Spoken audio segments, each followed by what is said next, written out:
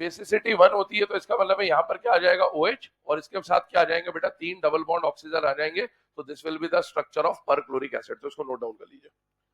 HClO4 last class में जो example देखा था उसका स्ट्रक्चर नहीं बनाया था हम लोगों ने। यहां पर आप देख सकते हैं क्लोरीन ने टोटल कितने बॉन्ड बना रखे बेटा 7 बॉन्ड बना रखे। इसका मतलब है इसकी कोवेलेंसी कितनी हो जाएगी 7। तो क्लोरीन 7 बॉन्ड बना जरूर सकता है लेकिन 7 फ्लोरीन के साथ बॉन्ड नहीं बना पा रहा था, वहां पर स्टेरिक क्राउडिंग ज्यादा थी। HClO4 में आप देख पाएंगे बॉन्ड तो 7 बना बेटा बाहर 7 बजे के बाद हो गया समय, अब 7 बजे आना है ना। HClO4 तो यहां पर आप देखेंगे क्लोरीन ने कितने बॉन्ड बना रखे 7 बॉन्ड बना रखे हैं। साइड एटम अगर आप गिनोगे यहां पर तो 4 ही सराउंडिंग स्पीशीज आ रही है ना। यहां पर ऑक्सीजन 1 2 3 और ये 4, तो 4 साइड स्पीशीज या 4 सराउंडिंग स्पीशीज की मदद से उसने 7 बॉन्ड बना लिए हैं। ऐसा जरूरी कभी भी नहीं होता कि अगर 7 बॉन्ड बनाने हैं तो साथ ही साइड एटम की जरूरत पड़े, क्योंकि हम जानते हैं कहीं पर डबल बॉन्ड या ट्रिपल बॉन्ड भी बन सकता है। जैसे N2 की बात करें तो नाइट्रोजन ने एक ही साइड एटम, इस नाइट्रोजन की अगर बात करें तो उसने एक ही साइड एटम के साथ कितने बॉन्ड बना लिए 3। तो जरूरी नहीं कि 3 बॉन्ड बनाने के लिए 3 अलग अलग एटम चाहिए होते हैं, है ना। कम एटम में भी ज्यादा नंबर ऑफ बॉन्ड बनाए जा सकते हैं bye formation of multiple bonds. ठीक, चलिए अब इसके बाद आगे का डिस्कशन करते हैं। इसके कुछ क्वेश्चन भी हम लोगों ने लास्ट क्लास में देख लिए थे कि भाई कौन कौन एग्जिस्ट कर रहा है और कौन कौन एग्जिस्ट नहीं कर रहा है। वहां पर जो भी एग्जांपल हम लोगों ने पढ़े थे उसमें मैंने बोला था न्यूट्रल से न्यूट्रल का कंपैरिजन हम लोग कर रहे थे, और न्यूट्रल से न्यूट्रल के कंपैरिजन में कोवेलेंसी जब भी बढ़ती है कितने से बढ़ती है बाय वैल्यू ऑफ 2, है ना। इस तरह की हम बात कर चुके हैं। अब इसके आगे का डिस्कशन स्टार्ट करते हैं। ध्यान सुनो, नोट बना के कुछ पॉइंट बोल रहा हूं, लिखना स्टार्ट करिएगा। पहला पॉइंट लिखिए, maximum covalency of second period elements. Maximum covalency of second period elements. पिछली क्लास में आपको बोला था हम जब भी कोवेलेंट कंपाउंड बना रहे होंगे तो नॉन मेटल का बॉन्ड बन रहा होगा, और एक नॉन मेटल हमारे लिए सेंट्रल एटम की तरह काम करेगा और एक नॉन मेटल हमारे लिए साइड एटम की तरह काम करेगा। जो सेंट्रल एटम वाला नॉन मेटल होगा उसके बारे में आपको बोला था कि वो सेंट्रल एटम वाला नॉन मेटल या तो जनरली सेकेंड पीरियड का कार्बन नाइट्रोजन ऑक्सीजन जो हमने पढ़े, और या फिर थर्ड पीरियड का फास्फोरस सल्फर क्लोरीन टाइप का होगा। तो उन्हीं के बारे में हम यहां पर बात कर रहे हैं ना। Maximum covalency of second period element equal to 4। क्या मतलब हुआ इसका? सेकेंड पीरियड का अगर कोई एलिमेंट है तो वो मैक्सिमम से मैक्सिमम कितने बॉन्ड बना सकता है? 4। ये मत समझना कि सेकेंड पीरियड का हर एलिमेंट 4 बॉन्ड बनाएगा। सेकेंड पीरियड के जितने एलिमेंट है lithium beryllium boron carbon nitrogen oxygen fluorine, इनमें से अगर कोई भी बनाएगा कोई भी, तो वो मैक्सिमम कितने बना सकता है? 4। हो सकता है कोई एक ही बनाए, हो सकता है कोई 2 बनाए, हो सकता है कोई 3 बनाए, पर 4 से ज्यादा कम से कम कोई भी नहीं बनाएगा। जैसे इससे क्या होगा, तो इससे मान लीजिए पिछली क्लास में जो हमने एग्जिस्टेंस नॉन एग्जिस्टेंस किया था, मान लीजिए मैंने बोला CCl2, मैंने बोला CCl4, मैंने बोला CCl6। अब मुझे इतनी बात समझ में आ रही कि यहां पर ये कार्बन सेंट्रल एटम है, कार्बन सेंट्रल एटम है, कार्बन सेंट्रल एटम है, और क्लोरीन किसकी तरह काम कर रहा है? Side atom. तो यहां पर अगर क्लोरीन साइड एटम है तो बताओ क्लोरीन जब साइड एटम में आता है तो कैसा बॉन्ड बनाता है? सिंगल, डबल या ट्रिपल? सिंगल। तो बेटा एक क्लोरीन यहां पर एक बॉन्ड बनाएगा तो 2 क्लोरीन 2 बॉन्ड बना रहे होंगे। इसका मतलब है यहां पर कार्बन ने कितने बॉन्ड बनाए? 2। यहां पर कार्बन ने कितने बॉन्ड बनाए? 4। यहां कार्बन ने कितने बॉन्ड बनाए? 6। 2 और 4 तो वो फिर भी बना सकता है, हो सकता है ये भी नहीं एग्जिस्ट करते हो, स्टेरिक हिंड्रेंस वगैरह कुछ हो, लेकिन कार्बन कभी भी 6 बॉन्ड तो नहीं बना सकता। इसका मतलब है हमें यहां ये पता चल जाएगा कि CCl6 एटलीस्ट एग्जिस्ट तो नहीं करेगा। बाकियों को फिर चेक करना सीखते हैं जो हमने कल भी देखा था। आगे लिखिएगा second point, maximum coordination number. Maximum coordination number of second period elements. maximum coordination number of second period elements equal to 4. maximum coordination number of second period elements equal to 4।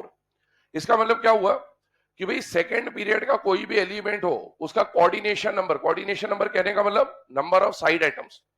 किसी भी सेकेंड पीरियड एलिमेंट के साथ, जैसे यहां पर carbon second period का element है, second period का एलिमेंट है, सेकेंड पीरियड का एलिमेंट है, सेकेंड पीरियड के बाजू में कभी भी 4 से ज्यादा साइड एटम नहीं आ सकते। यहां पर हमने किसके बारे में बात करी थी? बॉन्ड्स। अब बॉन्ड्स में क्या होता है, जैसे मान लीजिए, इधर ध्यान दीजिएगा ना, मैंने आपको बोला SO2, मैंने आपको बोला SO3। अब इसमें सल्फर के कितने बॉन्ड दिख रहे हैं? 4 है, 4 बॉन्ड है, क्योंकि ऑक्सीजन कैसा बॉन्ड बनाएगा? डबल। तो ऐसे जब भी केस आएंगे मल्टीपल बॉन्ड वाले, तो कोवेलेंसी को देखने के लिए फिर हमें जानकारी होनी चाहिए कि कौन डबल बॉन्ड बनाता है, कौन ट्रिपल बॉन्ड बनाता है। लेकिन कोऑर्डिनेशन नंबर हमको डायरेक्टली दिख जाएगा हमेशा, उसके लिए कोई केमिस्ट्री की जरूरत नहीं होती, कोई पता होने की स्ट्रक्चर की जरूरत नहीं होती। मतलब ये बात अगर किसी नर्सरी वाले बच्चे को बता दिया जाए कि कोऑर्डिनेशन नंबर का मतलब क्या है, सेंट्रल एटम के बाजू में जितना नंबर दिख रहा है ये कोऑर्डिनेशन नंबर, तो बच्चा भी बता देगा। तो ये कोऑर्डिनेशन नंबर होता है। कोवेलेंसी को देखने के लिए स्ट्रक्चर की जरूरत पड़ती है, या ये पता होना चाहिए कौन सिंगल, कौन डबल या कौन ट्रिपल बॉन्ड बनाता है। लेकिन कोऑर्डिनेशन नंबर देखने के लिए हमें किसी जानकारी की जरूरत नहीं है, सीधे सीधे साइड एटम देख के आप सॉल्व कर सकते हैं। अब जब साइड एटम देखकर आप सॉल्व कर सकते हैं, तो उससे हमें यह पता चल जाएगा कि इसका कोऑर्डिनेशन नंबर यहाँ पर 2 है, 4 है, 6 है। उसके लिए मुझे ये बॉन्ड देखने की जरूरत नहीं थी। और अगर कभी भी सेकेंड पीरियड के बाजू में 4 से ज्यादा साइड एटम दिख जाए, इसका मतलब है वो कंपाउंड तो जिंदगी में कभी भी एग्जिस्ट नहीं कर सकता। तो हमें कोवेलेंसी को इस्तेमाल नहीं करेंगे अब हम आगे, जब हम एग्जिस्टेंस नॉन एग्जिस्टेंस के आगे के क्वेश्चन करेंगे। तो अभी तक तो हमने कोवेलेंसी से कैसे सॉल्व करते हैं वो देखा, लेकिन अब हम कोवेलेंसी का इस्तेमाल ना करके हम किसका इस्तेमाल करेंगे? कोऑर्डिनेशन नंबर का। क्योंकि कोवेलेंसी के लिए अंदर का स्ट्रक्चर पता होना चाहिए। जैसे यहां पर अगर मैं पूछूं कि कोवेलेंसी कितनी है, तो आंसर इज 7। लेकिन मैं पूछूं कोऑर्डिनेशन नंबर कितना है, तो 1 2 3 एंड 4। तो कोवेलेंसी के लिए स्ट्रक्चर पता होना चाहिए, लेकिन कोऑर्डिनेशन नंबर हमको वहीं पर दिख जाएगा, साइड में दिख जाएगा, उससे हम लोग पता कर लेते हैं चीजों को। ठीक है ना?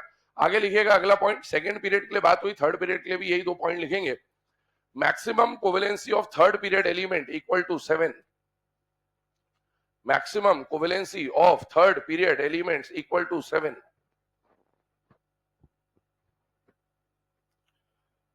चौथा पॉइंट लिखिएगा, maximum coordination number maximum coordination number of third period elements equal to 6.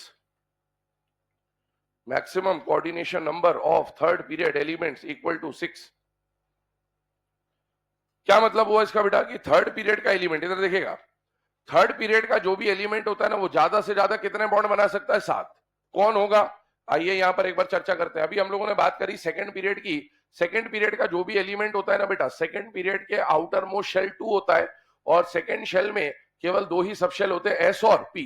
तो बेटा अगर इसके पास मैक्सिमम 4 ही डब्बे हैं, और ये चारों में अगर electron unpair unpair unpair unpair कर दे, तो मैक्सिमम कितने बॉन्ड बना सकता है?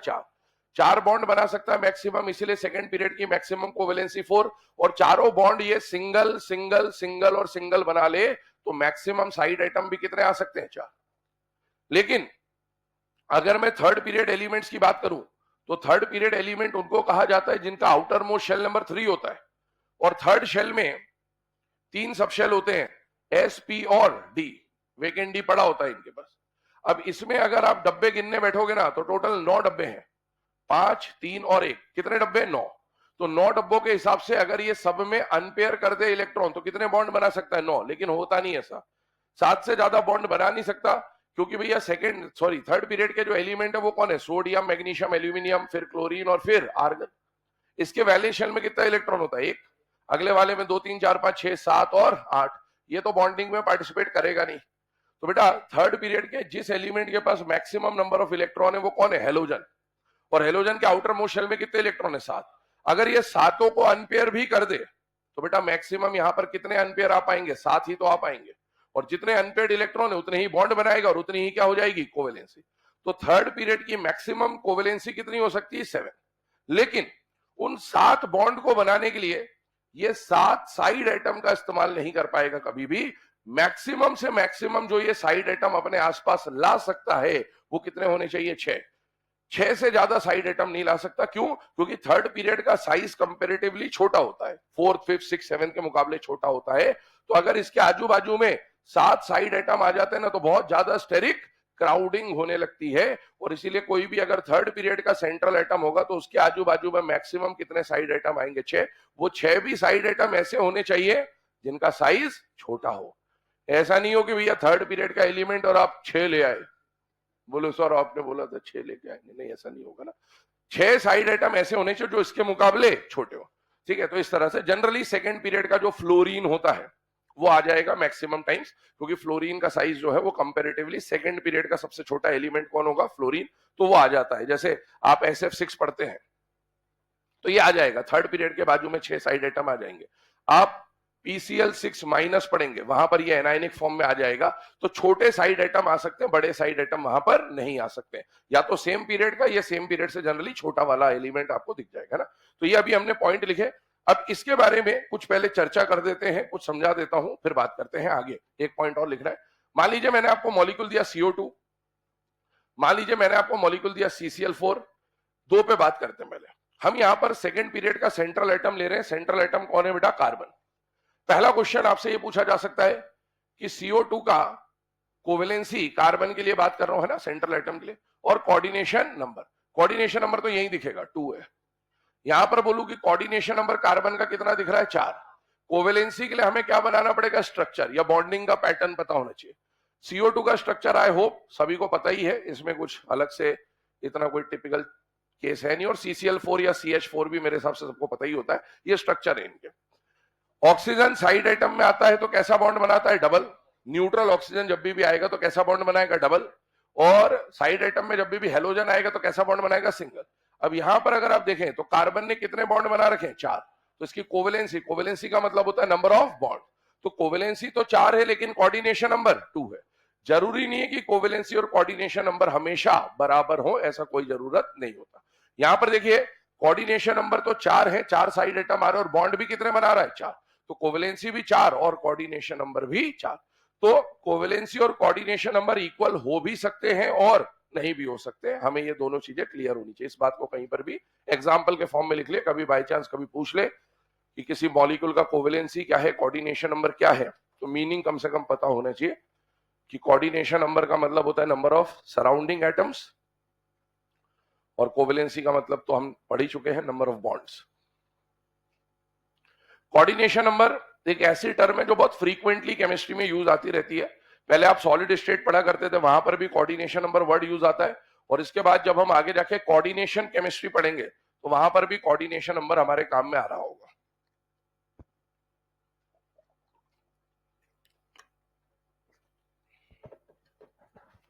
चलेगा ना। अब इसमें से जो पॉइंट नंबर 2 है और पॉइंट नंबर 4 है, ये 2 पॉइंट हमको दिमाग में रखने आगे के क्वेश्चंस के लिए। आगे हम क्वेश्चन कोवेलेंसी सॉल्व नहीं करेंगे, किससे सॉल्व करेंगे, कोऑर्डिनेशन नंबर। सेकंड पीरियड का मैक्सिमम कोऑर्डिनेशन नंबर 4 और थर्ड पीरियड का मैक्सिमम कोऑर्डिनेशन नंबर 6। मतलब सेकंड पीरियड के सेंट्रल एटम के बाजू में 4 से ज्यादा साइड एटम नहीं आ सकते, थर्ड पीरियड के बाजू में 6 से ज्यादा साइड एटम नहीं आ सकते। एक बात और ध्यान रखना, ये हमने बोला है कि इनसे ज्यादा नहीं आएंगे, इनसे कम वाले आ सकते हैं, और उनसे कम वालों में भी हो सकता है कहीं पर स्टेरिक क्राउडिंग या इस तरह की कोई चीज हो तो वो भी एग्जिस्ट ना करे, पर उससे ज्यादा वाला तो डेफिनेटली एग्जिस्ट नहीं कर रहा होगा। चलिए एक पॉइंट और लिखिए, 5वां पॉइंट नोट बना के। Maximum covalency of nitrogen, maximum covalency of nitrogen equal to 4, bracket में लिखिएगा 3 covalent bond plus 1 coordinate bond, 3 covalent bond plus 1 coordinate bond, 3 covalent bond plus 1 coordinate bond. क्या मतलब हुआ इसका, ध्यान सुनिएगा। कल हम लोगों ने डिस्कशन ये किया था कि भैया नाइट्रोजन की जो मैक्सिमम कोवेलेंसी, इधर देखिएगा, कल हमने नाइट्रोजन की जो कोवेलेंसी पढ़ी थी वो क्या पढ़ी थी, 3। कि हमने बोला था नाइट्रोजन के पास डी ऑर्बिटल नहीं होता तो वो अपनी कोवेलेंसी को एक्सपांड नहीं कर पा सकता, मतलब 3 का 5 नहीं कर पाता। अभी मैं आपको क्या लिखा रहा हूं कि नाइट्रोजन की जो मैक्सिमम कोवेलेंसी है वो क्या है, 4। सर आपने कल बोला था कोवेलेंसी 3, आज आप बोल रहे हो कोवेलेंसी 4 है। हमने कोवेलेंसी की जो डेफिनेशन लिखी है, जरा ध्यान से पढ़ेंगे जब उसको, तो वहां पर लिखा हुआ है नंबर ऑफ बॉन्ड्स। हमने ये नहीं लिखा है कि नंबर ऑफ कोवेलेंट बॉन्ड्स, हमने ये लिखा है नंबर ऑफ बॉन्ड्स। जब हम नंबर ऑफ बॉन्ड्स की काउंटिंग करते हैं तो उसमें कोवेलेंट बॉन्ड तो आता ही आता है, लेकिन साथ में कोऑर्डिनेट बॉन्ड भी काउंट होता है। अभी हमने प्रीवियस क्लास में जितने भी एग्जांपल पढ़े थे उनमें सिर्फ हमने कोवेलेंट बॉन्ड का फॉर्मेशन किया था, क्योंकि हमने ये पढ़ा था कि कोवेलेंट बॉन्ड का फॉर्मेशन ऑक्टेट के लिए होता है या अनपेयर्ड इलेक्ट्रॉन की पेयरिंग के लिए होता है, तो अनपेयर्ड इलेक्ट्रॉन की पेयरिंग के लिए। तो पिछले क्लास में हमने सिर्फ अनपेयर्ड वाले केस देखे थे। अगर किसी के पास अनपेयर्ड इलेक्ट्रॉन है तो अनपेयर्ड इलेक्ट्रॉन की पेयरिंग के लिए वो क्या बनाएगा, कोवेलेंट बॉन्ड, और जितने बॉन्ड वहां पर बन रहे थे उसी को हमने क्या बोल दिया था, कोवेलेंसी। लेकिन ध्यान रखिएगा कोवेलेंसी में कोवेलेंट बॉन्ड तो काउंट होता ही होता है, साथ में कोऑर्डिनेट बॉन्ड भी काउंट होता है। अब कोऑर्डिनेट बॉन्ड कैसे काउंट हो रहा है, ध्यान सुनिएगा। नाइट्रोजन की जब हमने लास्ट क्लास में कॉन्फ़िगरेशन लिखी थी तो कॉन्फ़िगरेशन वाज 2s2 2p3। उस समय इसके पास सिर्फ अनपेयर्ड पे फोकस किया था हमने। अनपेयर्ड इलेक्ट्रॉन कितने थे, 3, तो 3 बॉन्ड बनाए थे, इसलिए कोवेलेंसी भी कितनी थी, 3। लेकिन क्या नाइट्रोजन के पास एक लोन पेयर भी बचा हुआ था, यस।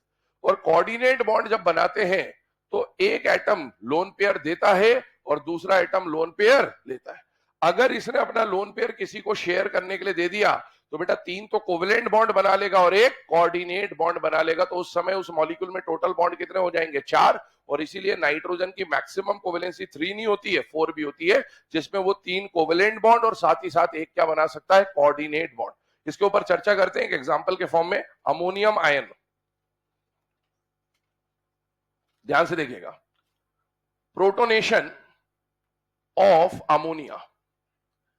अब प्रोटोनेशन वर्ड से मेरे हिसाब से सब लोग वाकिफ होंगे। प्रोटोनेशन मतलब एडिशन ऑफ H+, और आप किसका प्रोटोनेशन कर रहे हैं, अमोनिया का।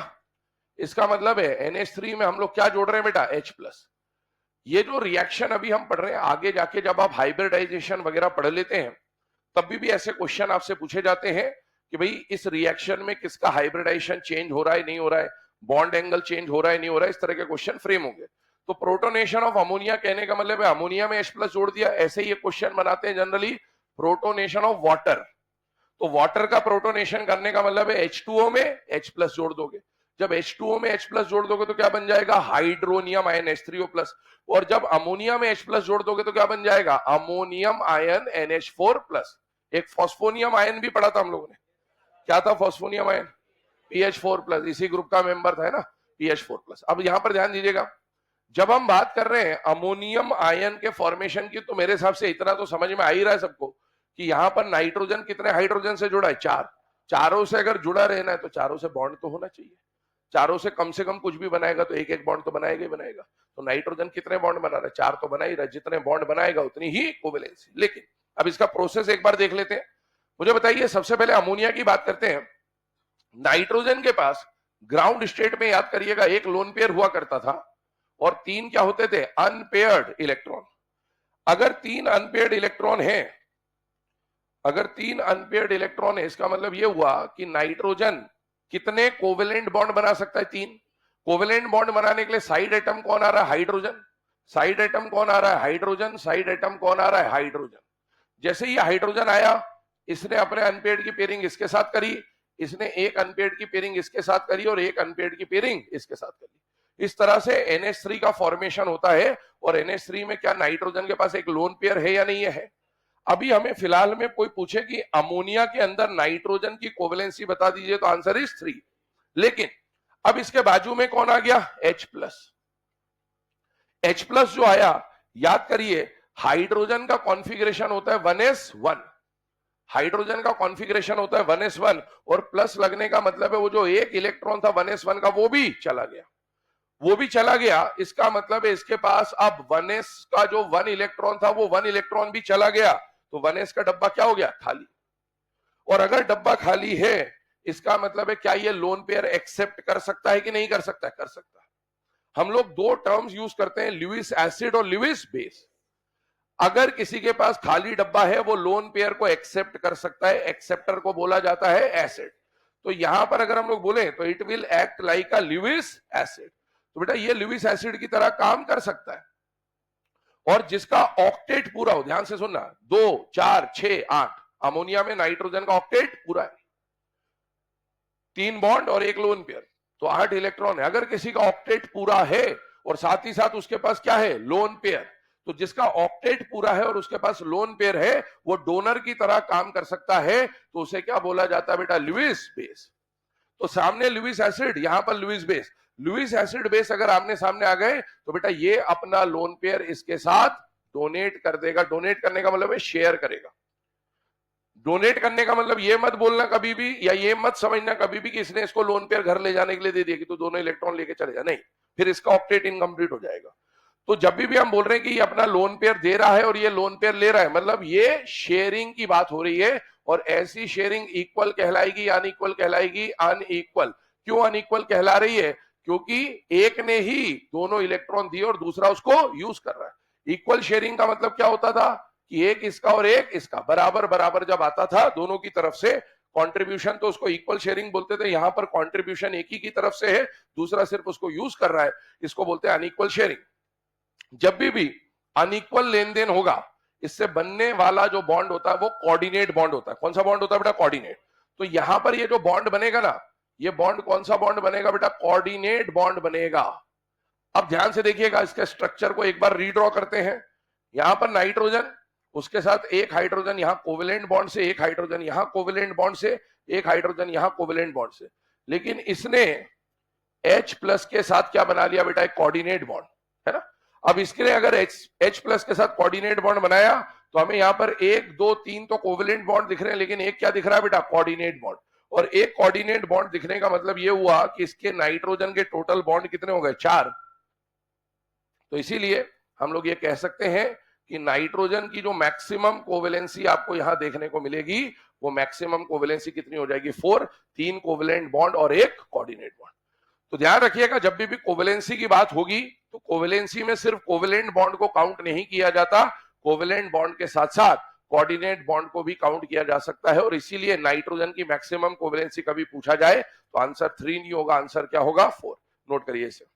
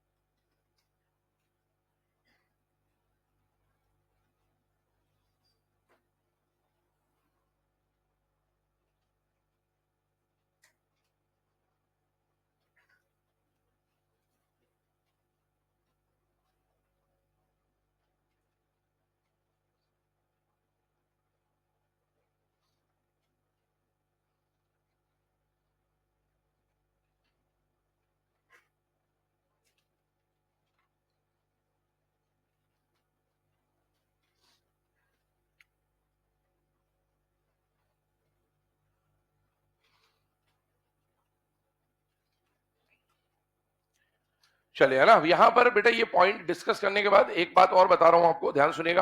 पिछली क्लास में मैंने आपको बोला था कि जब भी हम एग्जिस्टेंस नॉन एग्जिस्टेंस के क्वेश्चन कर रहे होंगे तो दो तरह के क्वेश्चन बनते हैं। पहला जिसमें कोई चार्ज नहीं होता, मतलब न्यूट्रल का न्यूट्रल से कंपेरिजन, और दूसरा केस हमने देखा था चार्ज वाला। यहां पर देखिए, इस आयन को अगर आप चेक करें तो यहां पर चार्ज आ रहा है या नहीं आ रहा है बेटा? आ रहा है।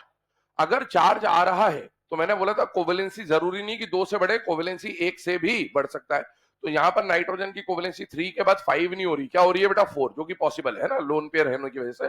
दूसरी बात, अब हम आज के केस में जब एग्जिस्टेंस नॉन एग्जिस्टेंस के केसेस पढ़ रहे होंगे तो वहां पर अब हम न्यूट्रल का न्यूट्रल से कंपैरिजन नहीं कर रहे होंगे, न्यूट्रल का आयन से कंपैरिजन कर रहे होंगे। मतलब हम आज वाले केसेस में आयंस के बारे में पढ़ रहे होंगे। और आयंस वाला केस जब भी आए तो आपके दिमाग में क्लियर आ जाना चाहिए कि लुईस एसिड लुईस बेस वाला कॉन्सेप्ट वहां पर कहीं ना कहीं लग रहा होगा। मेरे हिसाब से लुईस एसिड बेस की डेफिनेशन लिखाने की जरूरत नहीं होनी चाहिए, इतना सबको पता है, ठीक है। आइए यहां पर बात करते हैं कुछ एग्जांपल्स के बारे में, जहां पर हम पहला एग्जांपल ले रहे हैं BeF2 + 2F- गिव्स BeF4 2-। इनमें से हम लोग चेक कर रहे होंगे कौन से कंपाउंड एग्जिस्ट कर पाएंगे या आयन एग्जिस्ट कर पाएंगे और कौन एग्जिस्ट नहीं कर पाएगा। पहली बात, यहां पर आपको लिमिटेड है ना, 9-10 एग्जांपल बताऊंगा मैं, हमको उन्हीं को पढ़ना होता है। क्यों पढ़ना होता है उसका कारण आपको बताएंगे, क्योंकि ये सारे जो रिएक्शन आप देख रहे हो ये कहीं ना कहीं एनसीईआरटी में आगे जाके S block, P block, D block, F block में रिएक्शन के फॉर्म में दिया होता है। तो इसीलिए हम इन्हीं के बारे में डिस्कशन करते हैं, वरना एग्जिस्टेंस और नॉन एग्जिस्टेंस की जो कहानी है ना वो काफी लंबी हो सकती है। लेकिन आपको अननेसेसरी चीजों पे ध्यान नहीं देना है, आपको सिर्फ एग्जाम में जो रिलेटेड रिएक्शंस एनसीईआरटी में दी हुई है उन्हीं पे हम लोग यहाँ चर्चा कर रहे होंगे। सबसे पहले एग्जाम में आपको सिर्फ इतना दिया जा सकता है कि BeF4 2- एग्जिस्ट करेगा कि नहीं करेगा। यहां पर तो हमने पूरी रिएक्शन लिखी, हो सकता है रिएक्शन फॉर्म में दे दे, और हो सकता है ये रिएक्शन ना दे, सिर्फ ऑप्शन में एक दे दे कि BeF42 माइनस एग्जिस्ट करता है या नहीं करता है। अगर आपको सिर्फ इतना दिया तो आपको उससे रिएक्शन लिखना आना चाहिए। पहली बात तो रिएक्शन लिखना आना चाहिए का मतलब क्या है, एक बात समझिएगा, यहां पर BeF4 में ये बनेगी कैसे रिएक्शन वो समझा रहा हूं। BeF42 माइनस में मुझे बताइए इसके ऊपर पॉजिटिव चार्ज है या नेगेटिव चार्ज है? Negative charge. बेरिलियम और फ्लोरीन में से नेगेटिव चार्ज कौन रखना चाहता है? फ्लोरीन। क्यों? नॉन मेटल है, इलेक्ट्रोनेगेटिव ज्यादा है। इसका मतलब है हमें यह समझ में आना चाहिए कि यहां पर ये जो नेगेटिव चार्ज है ये बेरिलियम के ऊपर नहीं है, किसके ऊपर है? फ्लोरीन के ऊपर। दूसरी बात, फ्लोरीन पे जब नेगेटिव चार्ज आता है तो फ्लोरीन का क्या बनेगा? एनायन।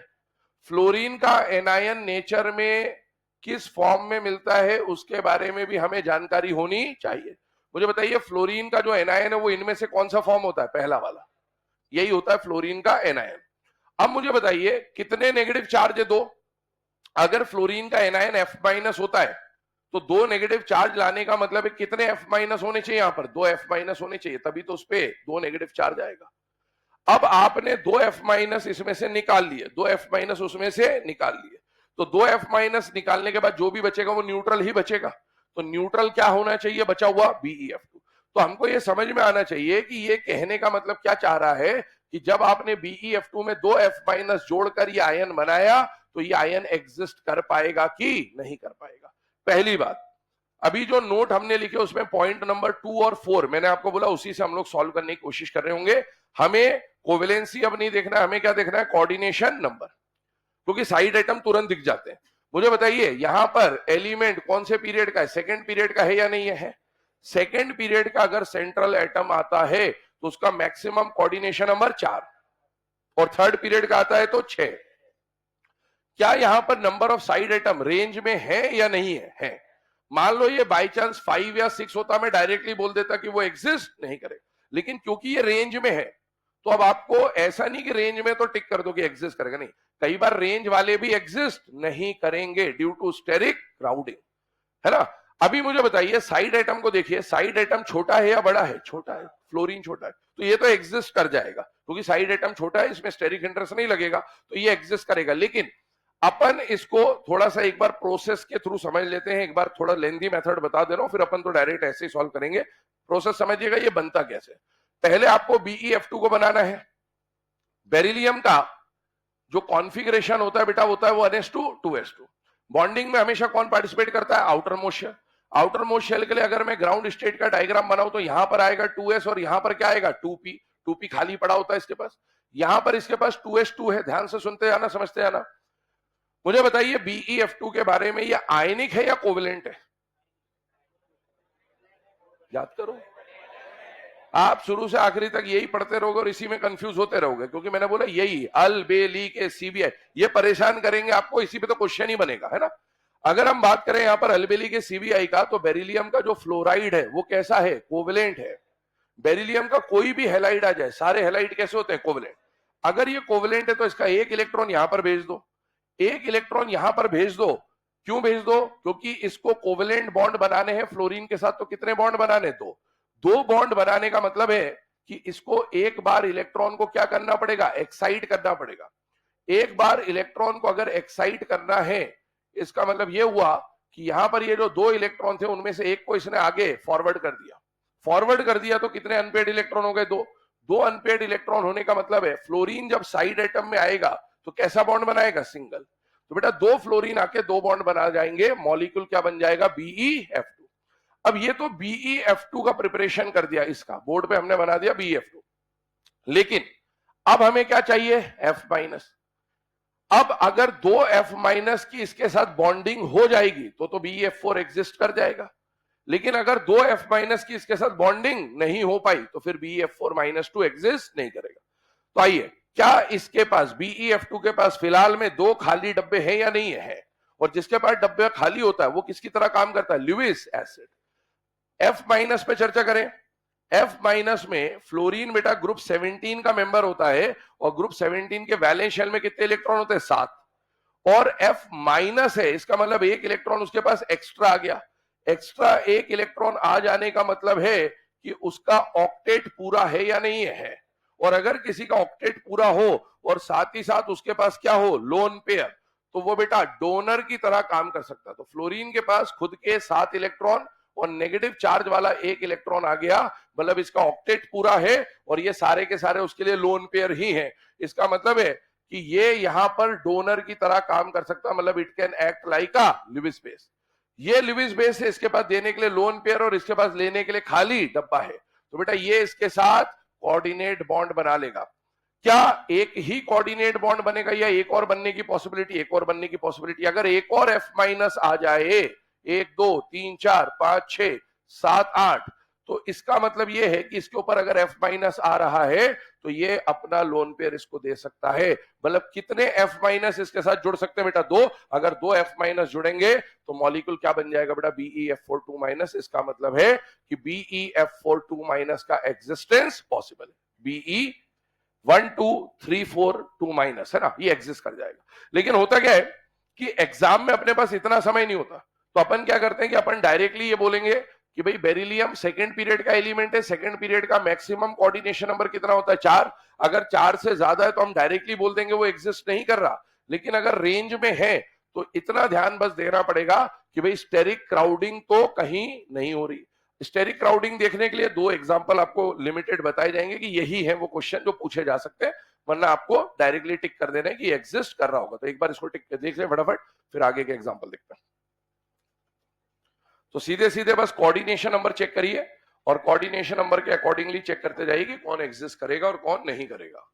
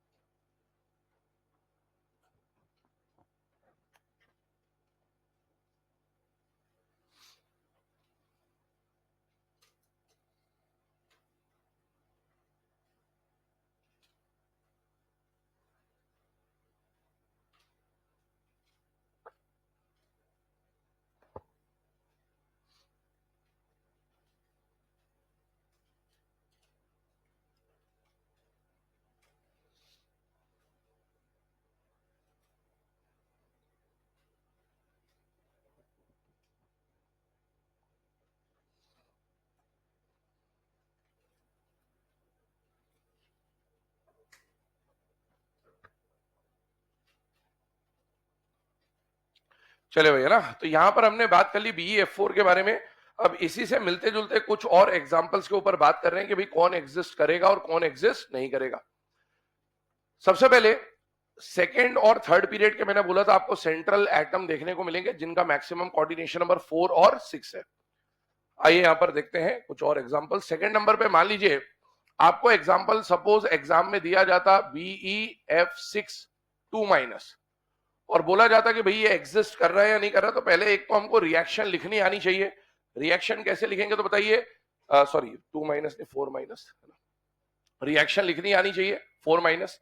अब अगर हम बात करें यहां पर तो रिएक्शन में समझना नेगेटिव चार्ज किसके ऊपर होगा बेटा? फ्लोरीन। फ्लोरीन का जो आयन बनता है वो क्या बनता है? F minus. तो कितने F माइनस होंगे वहां पर? 4। अगर 4 F माइनस यहां पर है, इसका मतलब है जो न्यूट्रल मॉलिक्यूल बच रहा है वो कौन होगा बेटा? BeF2। अगर BeF2 के साथ 4 F माइनस बॉन्डिंग कर लें तो BeF6 4 माइनस बन जाएगा। अगर बॉन्डिंग ना कर पाए तो BeF6 4 माइनस नहीं बन पाएगा। कहानी को समझिएगा। यहां पर मुझे बताइए सेंट्रल एटम कौन से पीरियड का है? सेकंड। वैसे तो हमको यहीं से पता है कि BeF2 में कितने खाली डब्बे होते हैं? केवल 2। तो 4 F माइनस तो नहीं जुड़ सकते। तो हम इसको बार बार ऐसा डायग्राम नहीं बनाएंगे, डायरेक्टली सॉल्व करेंगे। बेटा बेरिलियम सेकंड पीरियड का एलिमेंट है, सेकंड पीरियड का मैक्सिमम कोऑर्डिनेशन नंबर 4 है। यहां पर ये रेंज में है या रेंज से ज्यादा है? रेंज से ज्यादा। इसका मतलब ये तो डेफिनेटली एग्जिस्ट नहीं करेगा। अगर रेंज के अंदर होता तो फिर हम थोड़ा बहुत स्टेरिक हिंड्रेंस वगैरह चेक कर लेते, अदरवाइज तो चेक करने की जरूरत ही नहीं है। अगला केस मान लीजिए आपको दिया गया BF3 plus F minus gives BF4 minus. Again check करिएगा, मुझे बताइए सेंट्रल एटम कौन से पीरियड का है बेटा? सेकेंड पीरियड का मैक्सिमम कोऑर्डिनेशन नंबर 4। क्या ये रेंज में है या रेंज से ज्यादा है बेटा? रेंज में है। अगर रेंज में है तो फिर साइड एटम को देख लो कि साइड एटम का साइज ज्यादा नहीं होना चाहिए। क्या साइड एटम छोटा है कि नहीं है? फ्लोरीन वगैरह जनरली चल जाएगा। इसका मतलब है यहां पर ये कंपाउंड आराम से एग्जिस्ट कर जाएगा। मान लीजिए आपको बोला जाता BCl3 plus Cl minus gives BCl4 minus, और आपको बोला जाता है कि चेक करिए ये एग्जिस्ट करेगा नहीं करेगा। बेटा यहां पर सेंट्रल एटम कौन है? बोरॉन। बोरॉन कौन से पीरियड का है? सेकेंड का मैक्सिमम कोऑर्डिनेशन नंबर 4। लेकिन यहां पर जो साइड एटम है वो फ्लोरीन नहीं है, वो कौन है? क्लोरीन। और क्लोरीन का खुद का साइज बोरॉन से बड़ा होता है, और अगर साइज बड़ा है साइड एटम का, इसका मतलब ये एग्जिस्ट नहीं कर पाएगा रेंज में होने के बावजूद भी। इसके बाद अगर मान लीजिए आपको बोला जाता BF3, अगेन थर्ड से रिलेटेड एक एग्जांपल देख रहे हैं। अगर आपको बोला जाता BF3 plus 3F minus gives BF6 3 minus, और आपको बोला जाता कि ये एग्जिस्ट करेगा कि नहीं करेगा, तो अगेन सेंट्रल एटम को चेक करिए।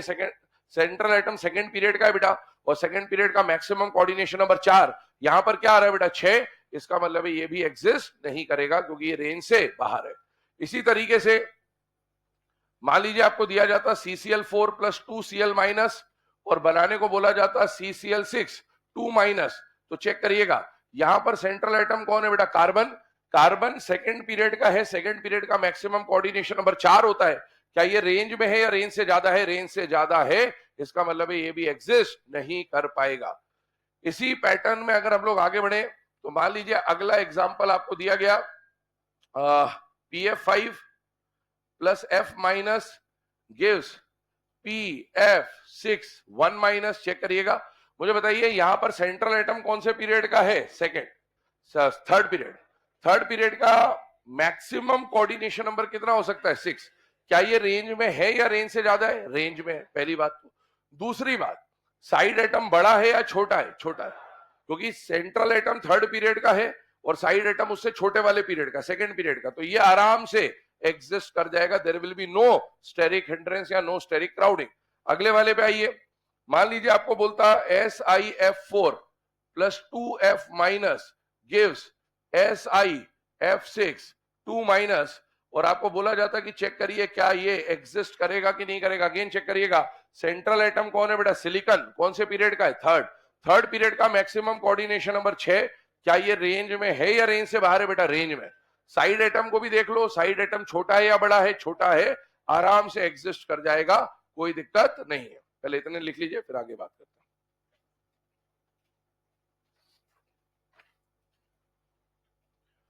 तो ये सारे आयंस वाले केस हैं जिसमें कोई ना कोई लुईस एसिड, कोई ना कोई लुईस बेस वाली रिएक्शन चल रही है। इसमें जो भी F माइनस या Cl माइनस आ रहा है, हेलाइड आयन आ रहा है, वो आपके लिए लुईस बेस की तरह काम कर रहा है इन रिएक्शंस में।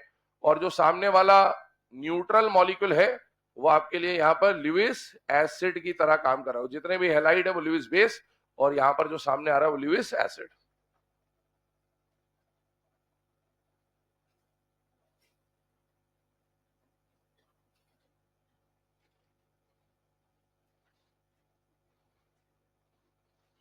एक बात और दिमाग में क्लियर कर लेना भाई लुईस एसिड के बारे में, इधर देखिएगा, है ना, जैसे ये SiF4 इधर देखो, SiF4 है।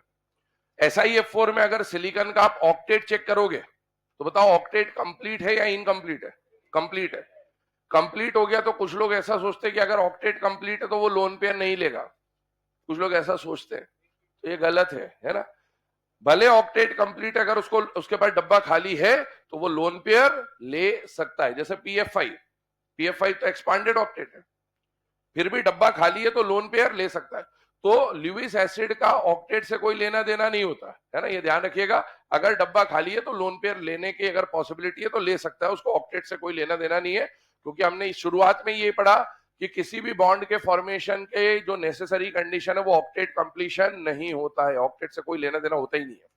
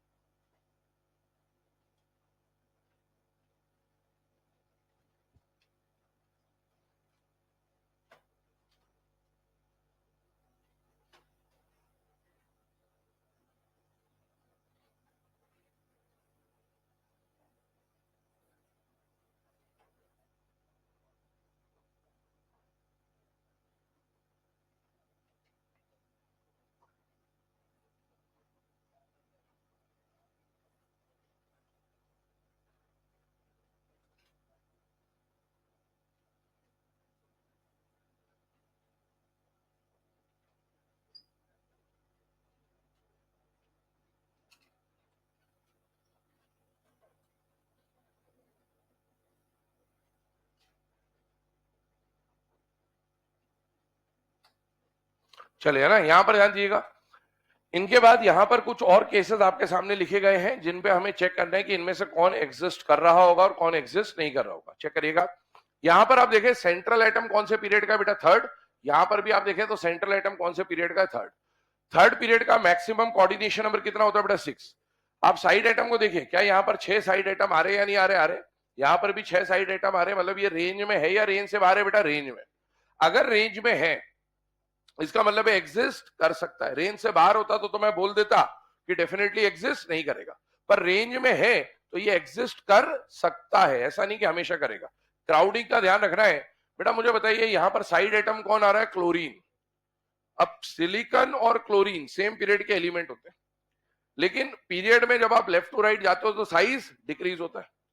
साइज डिक्रीज होता है तो सिलिकॉन और क्लोरीन में से क्लोरीन हल्का फुल्का छोटा होगा।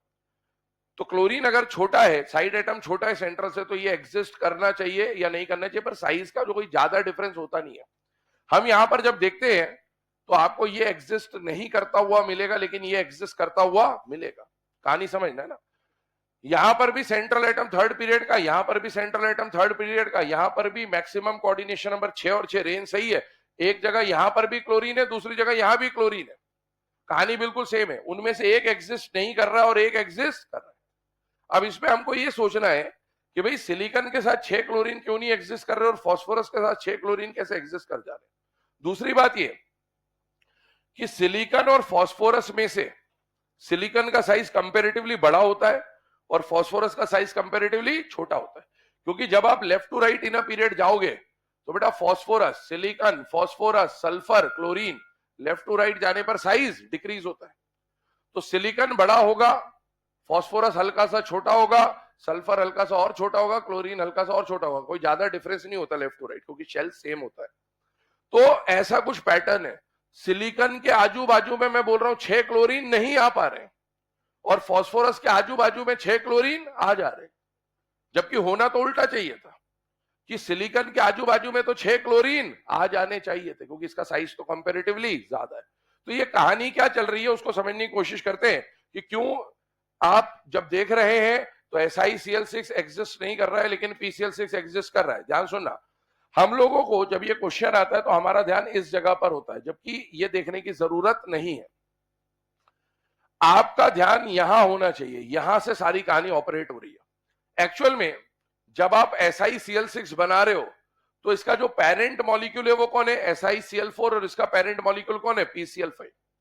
अब चेक करिएगा, जब आप SiCl4 बना रहे होगे तो सिलिकॉन का जो भी साइज है, और जब आप PCl5 बना रहे होगे तो फास्फोरस का जो भी साइज है, सिलिकॉन से फास्फोरस थोड़ा सा छोटा मान लीजिए ना। अब होगा क्या कि इसके पास जब SiCl4 बना तो बेटा पहले से ही 4 क्लोरीन है जिनका साइज सिलिकॉन से भी छोटा है, और फास्फोरस के आजू बाजू में कितने क्लोरीन है, 5। PCl5 जब बना होगा तो ये 5 क्लोरीन है,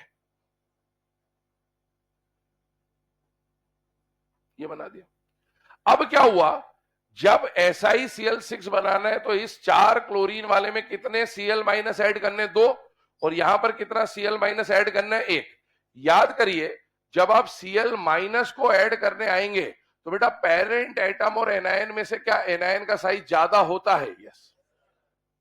size of anion is always greater than parent atom.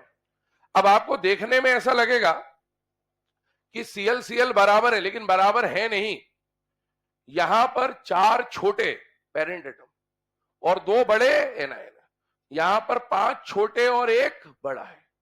तो कंपैरेटिवली होता क्या है कि जब यहां पर 2 Cl- आते हैं ना, तो 2 Cl- जो होंगे, Cl- का साइज Cl से बड़ा होगा, और Cl- जो है ना वो 2 आ रहे हैं, 2 बड़े साइज वाले Cl- आ रहे हैं, जबकि यहां पर कितना Cl- आ रहा है, केवल 1। तो बेटा क्योंकि एक ही Cl- आना है तो वो आराम से इसके अंदर एक्यूमुलेट हो जाता है, लेकिन 2 बड़े Cl- आने की वजह से वहां पर साइज में जो स्टेरिक क्राउडिंग है वो थोड़ी ज्यादा हो जाती है, और इसीलिए SiCl6 2- एग्जिस्ट नहीं कर पाता है और PCl6-1 जो है वो एग्जिस्ट कर जाता है, क्योंकि 2 बड़े Cl आने हैं और यहां पर एक ही बड़ा Cl आना है। दूसरी बात, Cl एक दूसरे को क्या करेंगे, रिपेल भी करेंगे नेगेटिव चार्ज होने की वजह से। तो थोड़ा बहुत यहाँ पर स्टेरिक क्राउडिंग ज्यादा होता है, यहाँ पर स्टेरिक क्राउडिंग कम होता है, और इस वजह से SiCl6 एग्जिस्ट नहीं कर पाता है, लेकिन PCl6 माइनस एग्जिस्ट कर जाता है। तो यहां पर इसका रीजन आप लिखेंगे ड्यू टू स्टेरिक क्राउडिंग। लिख लो पहले इसको, फिर आगे बढ़ते हैं। तो देखने में तो एक जैसा लगेगा कि दोनों में 6-6 Cl है, लेकिन वो 6 Cl की कहानी अलग है। ऊपर वाले में 4 छोटे और 2 बड़े Cl है, नीचे वाले में 5 छोटे और 1 बड़ा Cl है, और इसीलिए नीचे वाला आराम से एग्जिस्ट कर जाएगा, ऊपर वाला नहीं कर पाएगा।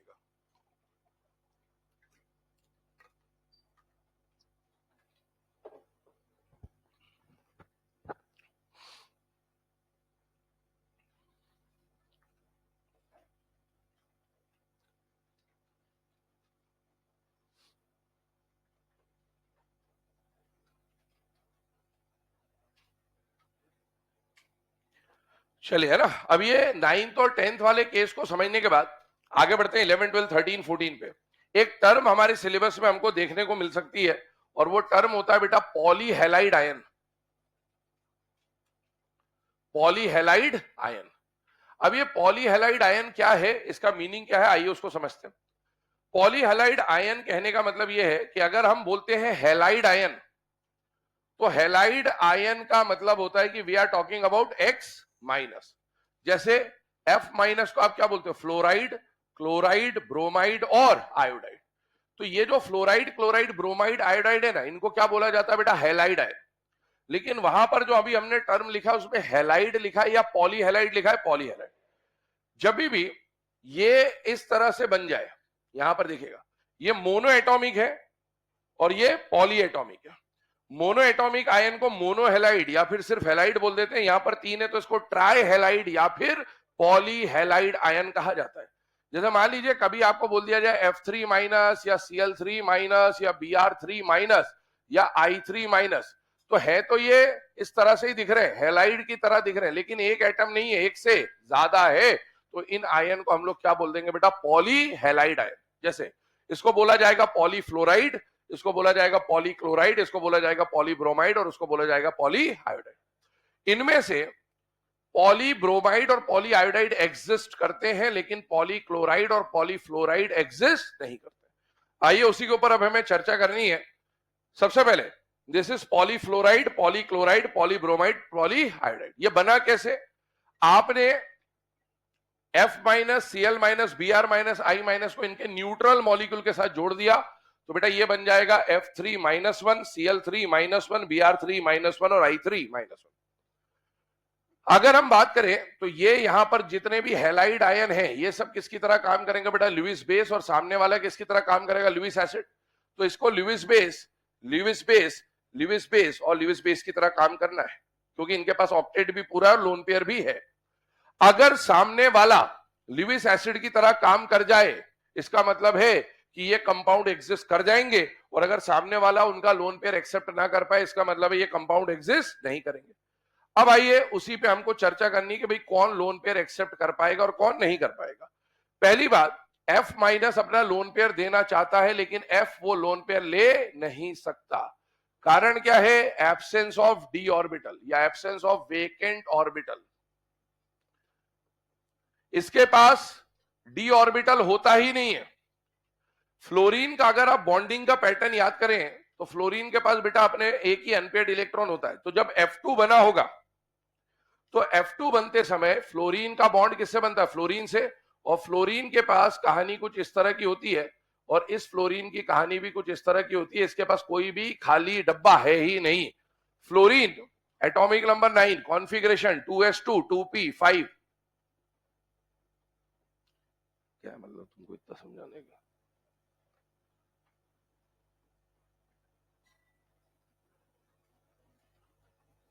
लिखो,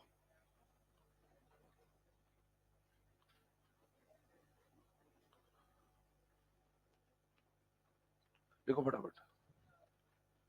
हाँ लिखो, लिखो ना। ये दो एग्जिस्ट नहीं करते, कारण लिखा हुआ एग्जाम में टिक करके आ जाना।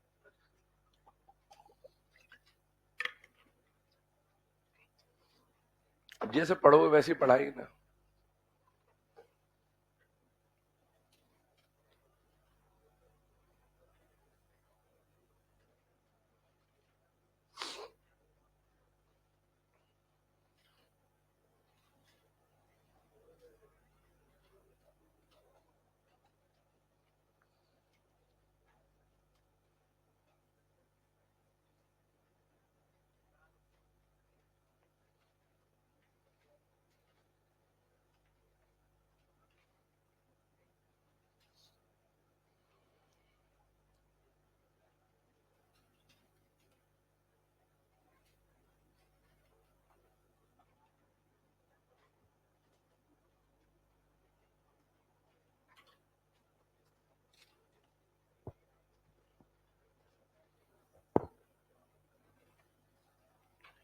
तो ध्यान रखिएगा, पॉलीफ्लोराइड और पॉलीक्लोराइड आयन एग्जिस्ट नहीं करता है, कारण आपके सामने लिखा है। फ्लोरीन के पास तो डी ऑर्बिटल होता ही नहीं है, क्लोरीन ब्रोमीन आयोडीन के पास डी ऑर्बिटल होता है, लेकिन क्लोरीन के अंदर साइज छोटा होने की वजह से इलेक्ट्रॉन इलेक्ट्रॉन का रिपल्शन बहुत ज्यादा होता है, जिसको आप बोल सकते हैं कि इंटर इलेक्ट्रॉनिक रिपल्शन काफी ज्यादा है, और इसीलिए Cl3 माइनस एग्जिस्ट नहीं करता। But Br3 minus I3 minus में डी ऑर्बिटल भी है और साइज भी ज्यादा है, इसलिए ये आराम से एग्जिस्ट कर जाता है, ठीक है ना।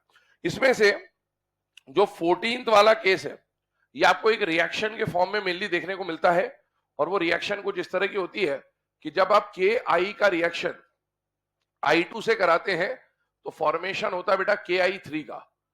तो ये जो रिएक्शन है ना, ये हमारे सिलेबस में एस ब्लॉक में हुआ करती थी, लेकिन अभी तो नहीं है।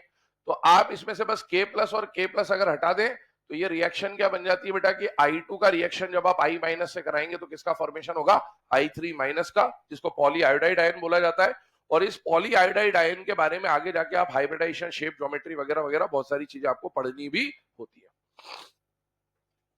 अब ये लिखने के बाद यहां पर तो हमने बात करी बेटा एग्जिस्टेंस नॉन एग्जिस्टेंस की, कुछ और बातें आपको यहां पर बता दे रहा हूं, नोट बना के अलग से लिख लेना। हमने जैसे आज बात करी थी कि नाइट्रोजन की मैक्सिमम कोवेलेंसी कितनी होती है, 4। 4 का मतलब है उसमें 3 क्या बनेंगे, कोवेलेंट बॉन्ड, और 1 क्या बनेगा बेटा, coordinate bond.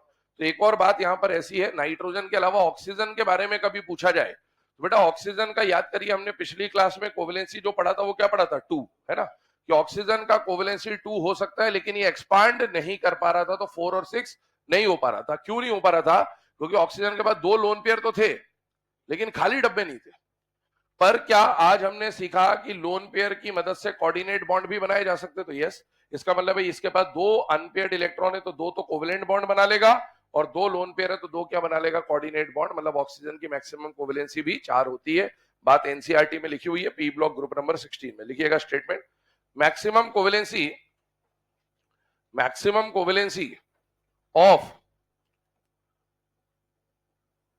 oxygen is 4. Maximum covalency of oxygen is 4, but it rarely exceeds the covalency of 2.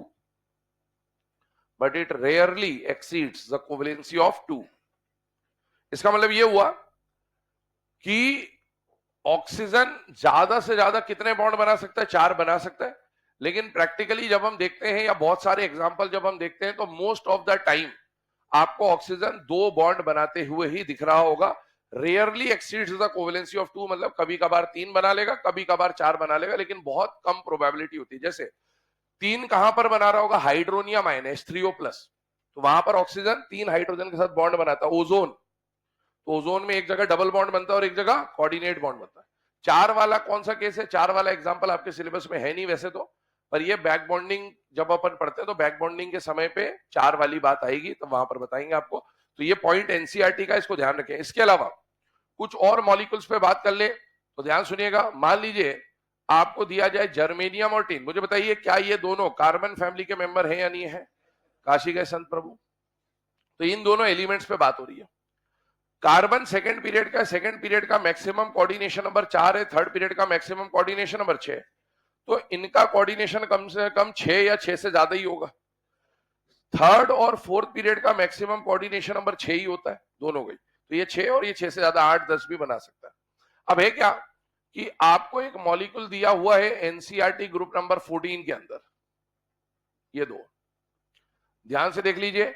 कभी क्वेश्चन आ जाए कि भैया क्या ये दोनों एग्जिस्ट करते हैं, तो यस ये दोनों एग्जिस्ट करते हैं, क्योंकि आप सेंट्रल एटम देखना, सेंट्रल एटम कौन से पीरियड का है, फोर्थ और फिफ्थ पीरियड का, और थर्ड पीरियड का ही मैक्सिमम कोऑर्डिनेशन नंबर 6 होता है। तो यहां पर तो ये फोर्थ और फिफ्थ पीरियड का, तो इनका भी मैक्सिमम कोऑर्डिनेशन कम से कम 6 तो हो सकता है।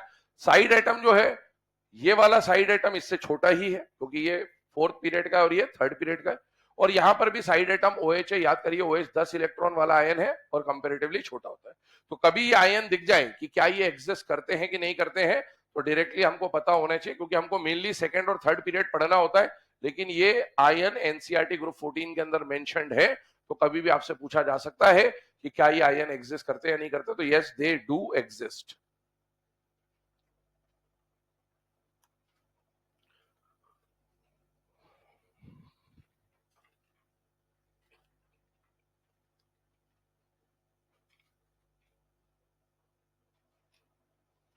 ठीक है, अब आगे बढ़ते हैं। ये तो एग्जिस्टेंस नॉन एग्जिस्टेंस पे हमने चर्चा करी, एक दो क्वेश्चन और इस पे लिखा दे रहा हूं, अगले टॉपिक पे फिर बढ़ते हैं। वीबीटी क्वेश्चन बोल रहा हूं, लिखेगा SF6, ऐसा लिखेगा इन SF6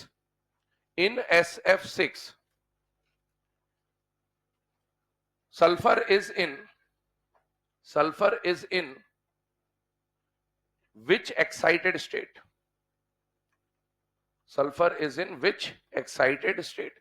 अब SF6 बनने का मतलब है सल्फर ने कितने बॉन्ड बना रखे? 6। अब हमें याद आना चाहिए ग्राउंड स्टेट में सल्फर की कोवेलेंसी क्या होती है? 2, फिर बढ़ती है तो क्या होती है? 4, और फिर बढ़ती है तो क्या हो जाती है? 6। ऑप्शंस लिखिएगा, पहला ग्राउंड स्टेट, दूसरा ऑप्शन फर्स्ट एक्साइटेड स्टेट, अगला ऑप्शन सेकेंड एक्साइटेड स्टेट,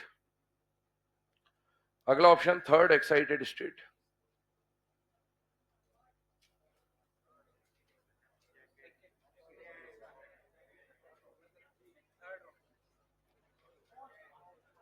आ तो रहा है पर समझा नहीं पा रहे। थर्ड क्या? ऑप्शन थर्ड या थर्ड एक्साइटेड स्टेट? हाँ ऐसे बोलो ना, मतलब ऐसा कई बार होता है एग्जाम में भी, अपन क्वेश्चन सॉल्व कर रहे होते हैं, ऑप्शन थर्ड होता है पर वो 3 लिखा हुआ होता है फर्स्ट ऑप्शन में, जल्दबाजी में 3 टिक करके आ जाते हैं, होता है कई बार ऐसा,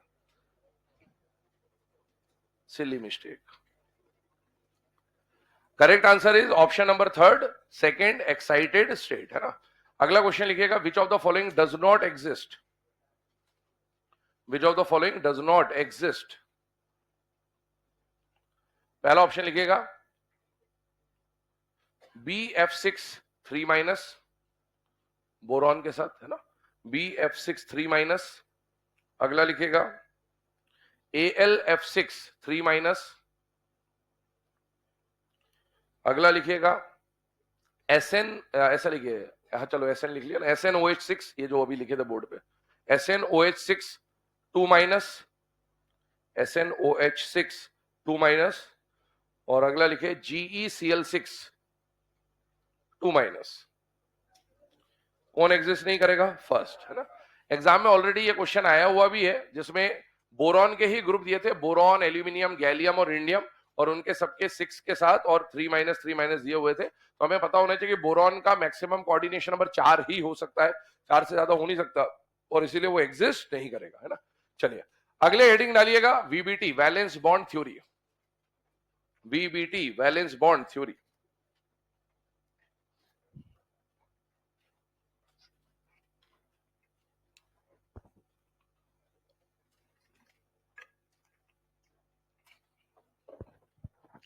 बाजू में ब्रैकेट बना के लिखिएगा, टू कंपेयर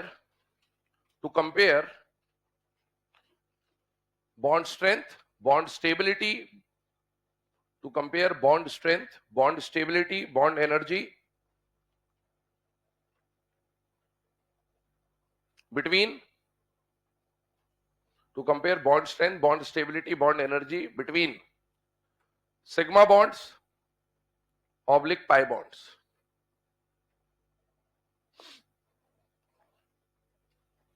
ठीक है, अब यहां पर ध्यान दीजिएगा, VBT की जब हम बात कर रहे हैं तो VBT क्या है क्या नहीं है, किस तरह से ये पूरा थ्योरी ऑपरेट होता है, उस पर चर्चा करते हैं। मैंने आपको शुरुआती जो पहला लेक्चर था केमिकल बॉन्डिंग का, वहां पर एक बात बोली थी कि ये जो पूरा केमिकल बॉन्डिंग का चैप्टर ना, ये एक हिस्ट्री के चैप्टर्स की तरह चलता है कि भैया कोई राजा आया, उसने कुछ दिन तक राज किया, कुछ उसके फायदे थे, कुछ ड्रॉबैक्स थे, फिर वो राजा फिर अच्छा काम नहीं कर पाया तो दूसरा राजा आया, फिर उसने, इस तरह चलता जाता है ना। यहां पर भी वैसी बात है कि जब कोई थ्योरी आई तो पहले कौन सी थ्योरी आई? ऑक्टेट। ऑक्टेट ने कुछ दिन तक सब कुछ समझा दिया कि सब कुछ ऑक्टेट के लिए बन रहा है। बाद में हाइपरवेलेंट, हाइपोवेलेंट मॉलिक्यूल आ गए, पता चल गया ऑक्टेट थ्योरी पूरी तरह से सही नहीं है। तो फिर अब ऑक्टेट थ्योरी को हटाया गया और फिर दूसरी थ्योरीज पे बात हुई। तो ऑक्टेट थ्योरी के बाद जो अगली थ्योरी हमको पढ़नी होती है वो कौन सी आती है? Valence bond theory. अब वैलेंस बॉन्ड थ्योरी क्या बताएगा? तो बेटा ऑक्टेट से और VBT के बीच में हमने एक बात तो सीख ली कि भाई कोवेलेंट बॉन्ड का जो फॉर्मेशन है, क्योंकि अब ये पूरा कोवेलेंट बॉन्ड वाला पार्ट है, सारी थ्योरीज आपको कोवेलेंट बॉन्ड में ही पढ़नी है ना। कोवेलेंट बॉन्ड का फॉर्मेशन कभी भी ऑक्टेट कंप्लीशन के लिए नहीं होता था, किस लिए होता था? अनपेयर्ड इलेक्ट्रॉन की पेयरिंग के लिए। अब इतना तो हमें पता चल गया कि अनपेयर्ड इलेक्ट्रॉन की पेयरिंग के लिए कोवेलेंट बॉन्ड बनेगा। जैसे मान लीजिए मैंने आपको कोई मॉलिक्यूल दिया, suppose the molecules are HF, HCl, HBr और HI। मॉलिक्यूल को चेक करिएगा यहां पर हाइड्रोजन भी नॉन मेटल है और फ्लोरीन क्लोरीन ब्रोमीन आयोडीन भी नॉन मेटल है। नॉन मेटल का बॉन्ड क्या होता है बेटा? कोवेलेंट। और कोवेलेंट बॉन्ड का फॉर्मेशन ट्रांसफर से होता है या शेयरिंग से होता है? शेयरिंग को ही ओवरलैपिंग भी कहा जाएगा पूरे टॉपिक में, ध्यान रखिएगा ना। अब अगर हम देखें तो कोवेलेंट बॉन्ड का फॉर्मेशन याद करिए ऑक्टेट कंप्लीशन के लिए होता था या अनपेड की पेयरिंग? अनपेड की पेयरिंग। इसका मतलब है इसके पास भी एक अनपेड है और इसके पास भी एक अनपेड था, दोनों ने पेयरिंग कर ली। इसके पास तो होता है 1s1 कॉन्फ़िगरेशन और इनके पास होता है 2p5 या फिर 3p5 या फिर 4p5 या फिर 5p5। तो इन सबके पास ग्राउंड स्टेट में p5 है, मतलब p6 करने के लिए अभी इनके पास एक अनपेयर्ड इलेक्ट्रॉन है। तो इनके अनपेयर्ड ने पेयरिंग करी, यहां पर इनके भी अनपेयर्ड ने पेयरिंग करी। हमको यह पता चल गया कि इसमें भी कोवेलेंट बॉन्ड है, इसमें भी कोवेलेंट बॉन्ड है, कोवेलेंट बॉन्ड है, कोवेलेंट बॉन्ड है। बना कैसे? अनपेयर्ड की पेयरिंग से, अनपेयर्ड की पेयरिंग से, अनपेयर्ड की पेयरिंग से और अनपेयर्ड की पेयरिंग से। हर जगह कितने अनपेयर्ड की पेयरिंग हुई? एक एक अनपेयर्ड की पेयरिंग हुई है, इसलिए इनके बीच में कैसा बॉन्ड आएगा? सिंगल कोवेलेंट बॉन्ड आ जाएगा। हमें यह तो पता चल गया कोवेलेंट बॉन्ड क्यों बना, कैसे बना। लेकिन अब मुझे बताइए कि जब थोड़ा और आगे बढ़ा गया तो देखा गया कि भाई इसमें भी एक एक अनपेयर्ड की पेयरिंग हो रही है, एक एक अनपेयर्ड की पेयरिंग हो रही है, एक एक अनपेयर्ड की पेयरिंग हो रही है। अगर हर जगह एक एक अनपेयर्ड की पेयरिंग हो रही है तो बॉन्ड पैरामीटर्स पे बात हुई। बॉन्ड पैरामीटर्स मतलब bond angle, bond length, bond stability, bond energy, इनके ऊपर चर्चाएं होने लगी। जब देखा गया कि भाई सब जगह कंडीशन तो बिल्कुल सेम ही है, सेम है, तो क्या इन सबके बॉन्ड की स्ट्रेंथ भी सेम होगी, अलग अलग होगी? अलग अलग। ये हम जानते हैं आज के समय पे कि इनकी बॉन्ड स्ट्रेंथ सेम नहीं होती है, ना इनकी बॉन्ड एनर्जी सेम होती है, ना इनकी बॉन्ड लेंथ सेम होती है। तो भाई हो तो एक एक अनपेयर्ड इलेक्ट्रॉन का पेयरिंग ही रहा है हर जगह, सेम कहानी है, फिर भी एक का बॉन्ड स्ट्रेंथ ज्यादा और एक का बॉन्ड स्ट्रेंथ कम। याद करिए जब हमने हाइड्राइड्स का नेचर पढ़ा था, HFCl Br, तो हमने बोला था नीचे जाने पर बॉन्ड लेंथ बढ़ती जाएगी, सबसे पहले ऊपर वाला टूटेगा कि नीचे वाला? नीचे वाला। तो हमने ये सब बातें कर रखी है, मतलब इनकी बॉन्ड स्ट्रेंथ बराबर नहीं है। अब बराबर अगर नहीं है तो क्या कारण है कि इनकी बॉन्ड स्ट्रेंथ बराबर नहीं है या अलग अलग है? तो किसकी बॉन्ड स्ट्रेंथ कम होगी और किसकी बॉन्ड स्ट्रेंथ ज्यादा होगी, इसका पता कैसे चलेगा? तो उन सारी चीजों को एक्सप्लेन करने के लिए एक थ्योरी बनाई गई जिसका नाम क्या है? Valence bond theory. तो इस थ्योरी के अंदर हम क्या पढ़ने वाले हैं वो ऑलरेडी आपके सामने लिखा हुआ है। We will be comparing the bond strength, bond stability, bond energy of sigma bonds या फिर पाई बॉन्ड। अब आगे सुनते हैं। ये सारा जो कंपैरिजन है ना, ये सारा कंपैरिजन थोड़ी देर के बाद आना स्टार्ट होगा, बट उससे पहले हमें यहां पर ओवरलैपिंग के बारे में पढ़ना होता है, क्योंकि सारी बॉन्ड स्ट्रेंथ स्टेबिलिटी जो है वो कहीं ना कहीं किसके ऊपर डिपेंड कर रही होगी? ओवरलैपिंग। तो आइए कुछ पॉइंट्स इसके हैं, वन बाय वन पॉइंट्स बोलते जा रहा हूं, उनको लिख लीजिए, फिर आगे डिस्कशन स्टार्ट करेंगे। पहला पॉइंट लिखिएगा,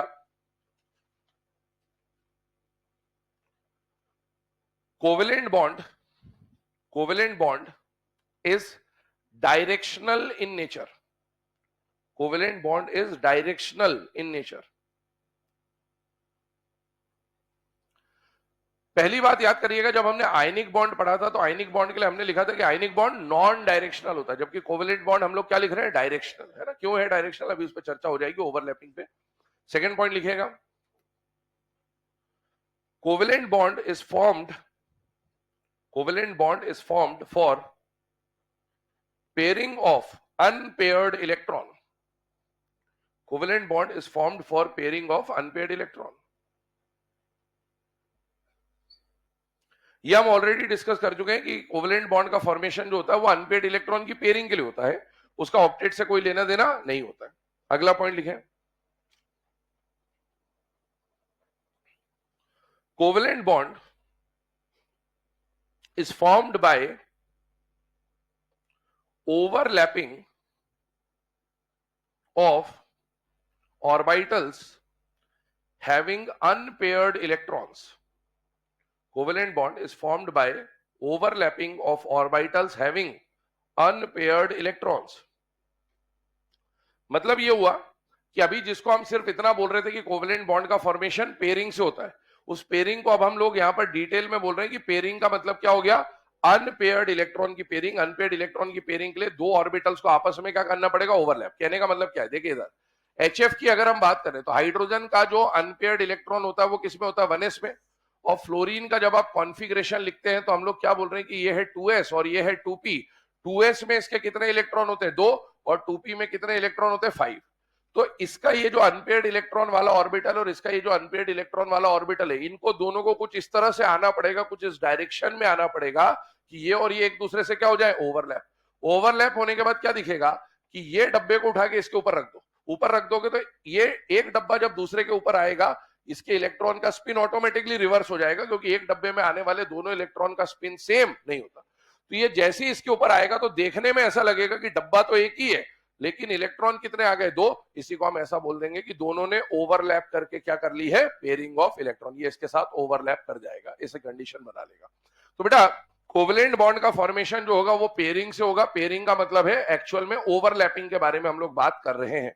अगला पॉइंट लिखिएगा, for overlapping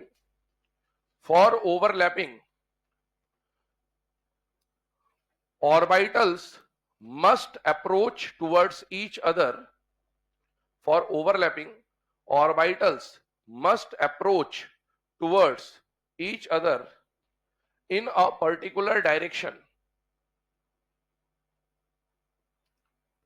Must approach towards each other in a particular direction.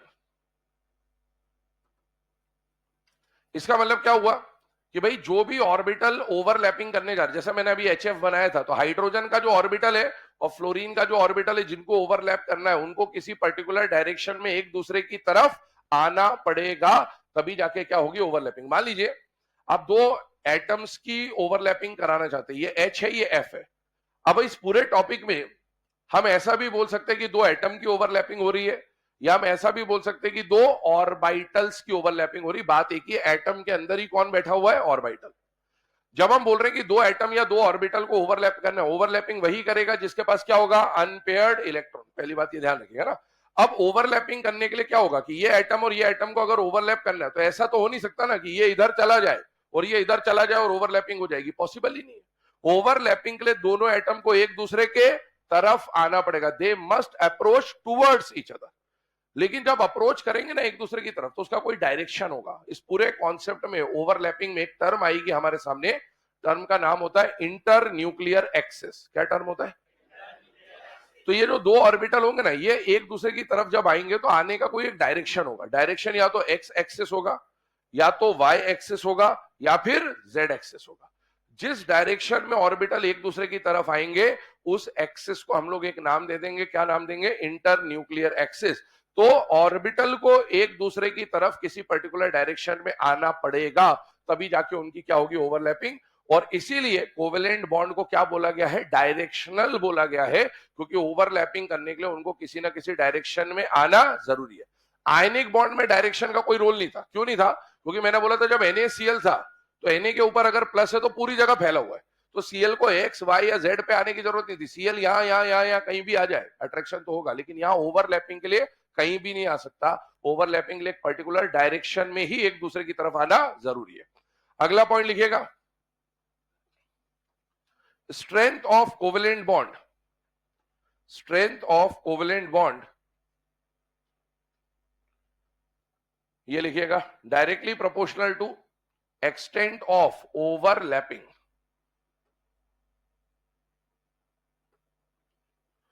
Strength of covalent bond directly proportional to extent of overlapping. मैंने आपको बोला इस टॉपिक में हम लोगों ने ये देखा कि HF, HCl, HBr, HI जब बॉन्ड बनाने जा रहे हैं तो उनके बीच में क्या हो रही होगी बेटा, ओवरलैपिंग। ओवरलैपिंग के लिए ऑर्बिटल एक दूसरे की तरफ आएंगे, ओवरलैप करेंगे, लेकिन कहां पर कोवेलेंट बॉन्ड स्ट्रॉन्ग बनेगा और कहां पर कोवेलेंट बॉन्ड वीक बनेगा, उसके लिए हमें क्या पहचानना पड़ेगा, उनकी एक्सटेंट ऑफ ओवरलैपिंग। कहने का मतलब क्या, इधर देखिएगा, मान लो ये दो ऑर्बिटल है और ये दो ऑर्बिटल आपस में ओवरलैपिंग करके क्या बनाना चाहते हैं, कोवेलेंट बॉन्ड। पहला केस देखिएगा, मान लीजिए इन्होंने इतना ही ओवरलैप किया, ठीक है, कितना ओवरलैप करा, इतना। पहले वाले में इतना ही ओवरलैप हुआ और एक दूसरा केस ले रहे हैं जिसमें इतना ओवरलैप हो गया। अब आपसे बोला जाए कि भैया कौन सा कोवेलेंट बॉन्ड स्ट्रॉन्ग होगा, कौन सा कोवेलेंट बॉन्ड वीक होगा, पहचानना है। तो पहले वाले में इतना, दूसरे वाले में इतना। पहले वाले में ओवरलैपिंग कम है, दूसरे वाले में ओवरलैपिंग ज्यादा है, तो बेटा किसको तोड़ना आसान होगा, पहले वाले को। और इसका मतलब यह है कि जहां पर जितनी ज्यादा ओवरलैपिंग होगी उस बॉन्ड की स्ट्रेंथ भी उतनी ज्यादा होगी, क्योंकि ओवरलैपिंग ज्यादा है तो तोड़ना मुश्किल होगा, ओवरलैपिंग कम है तो तोड़ना आसान होगा। तो किसी भी कोवेलेंट बॉन्ड का जो स्ट्रेंथ है, स्टेबिलिटी है, वो किसके ऊपर निर्भर करेगा बेटा, एक्सटेंट ऑफ ओवरलैपिंग। अगला पॉइंट लिखे, extent of overlapping depends on, extent of overlapping depends on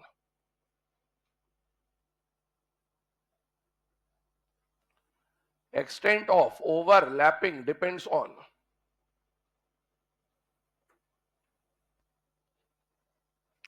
अभी हम लोगों ने पॉइंट जो बोला वो ये बोला कि कोवेलेंट बॉन्ड का जो स्ट्रेंथ है वो किसके ऊपर डिपेंड करेगा, ओवरलैपिंग पे, कितनी ओवरलैपिंग हो रही है नहीं हो रही है उस पर निर्भर करेगा।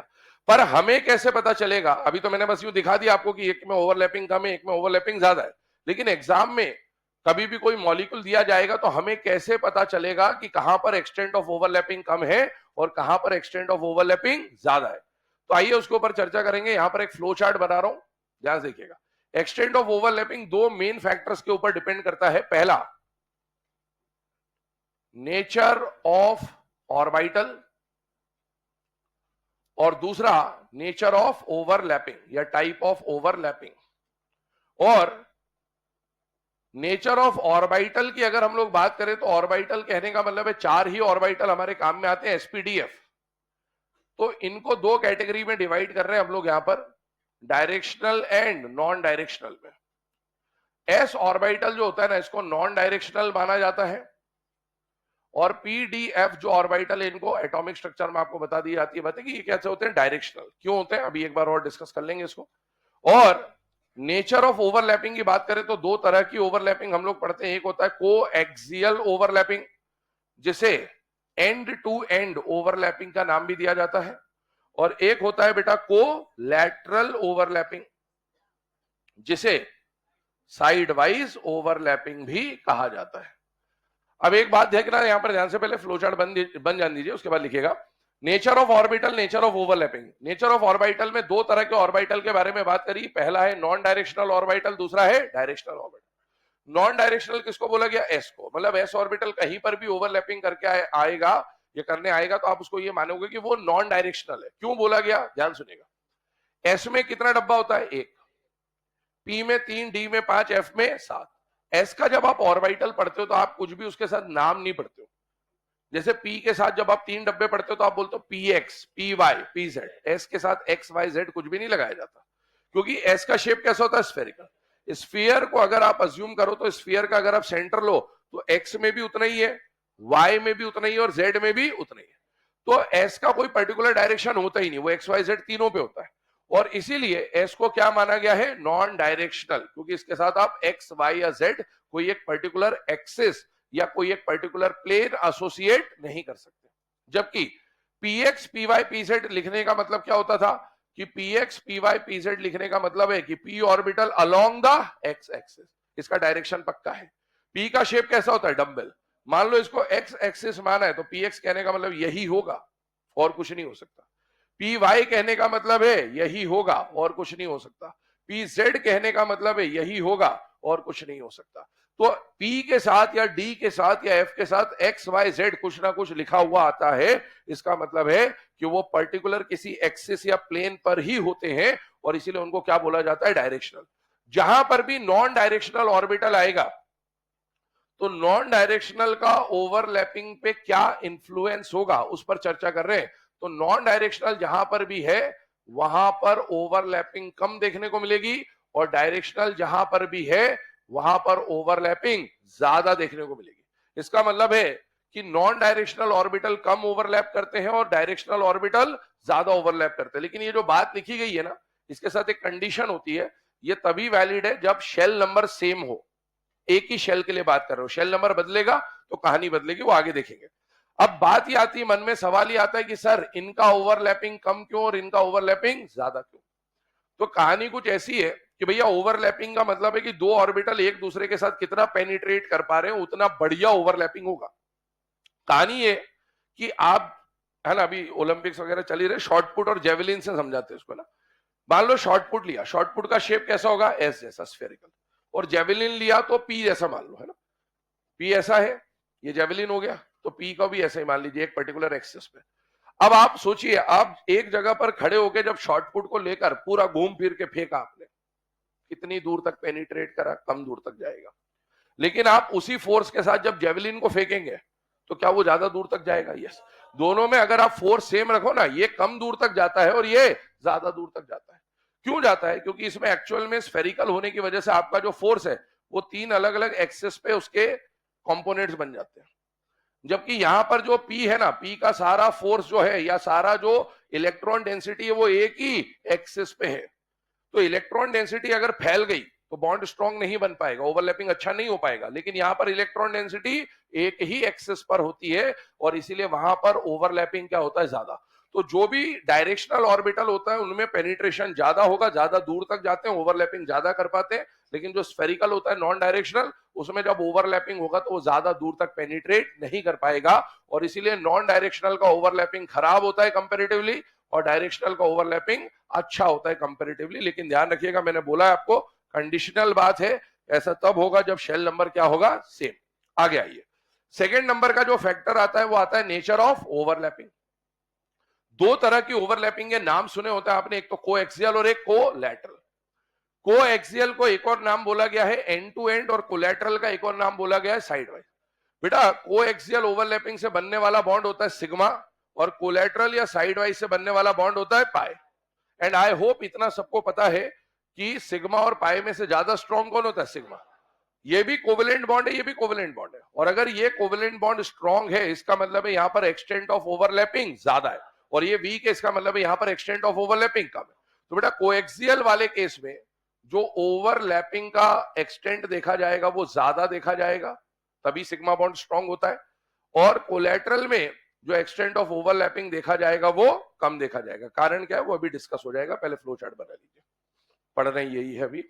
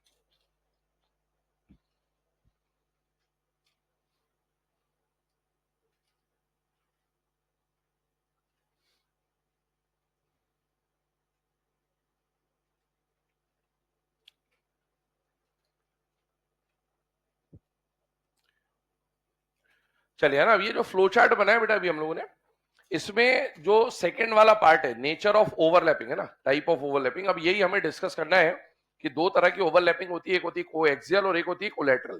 तो इसको हम लोग काफी डिटेल में डिस्कशन करना होता है कि भाई किस तरह से कोएक्सियल बॉन्ड बन रहे होंगे, किस तरह से कोलैटरल बॉन्ड बन रहे होंगे। तो ये फ्लो चार्ट बनाने के बाद हेडिंग डालिएगा types of overlapping, types of overlapping, और उसमें फर्स्ट टाइप लिखिएगा coaxial overlapping. Types of overlapping first case लिखिएगा coaxial overlapping.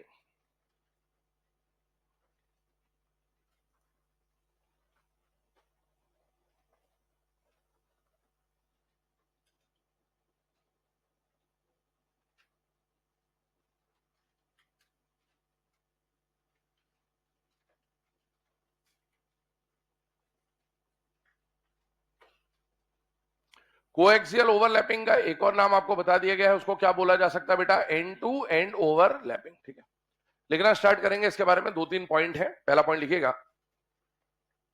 when two atomic orbitals having unpaired electrons, when two atomic orbitals having unpaired electrons overlap with each other